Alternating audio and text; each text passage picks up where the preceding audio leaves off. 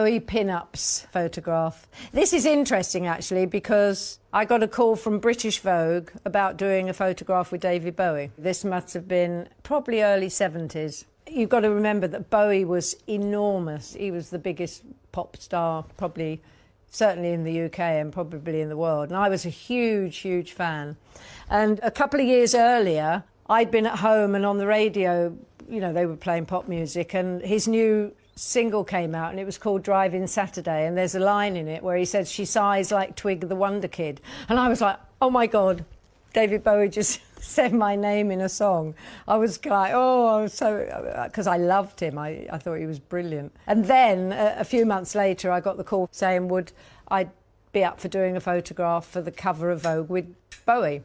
And I said, absolutely, I'd love it, because I'd never met him.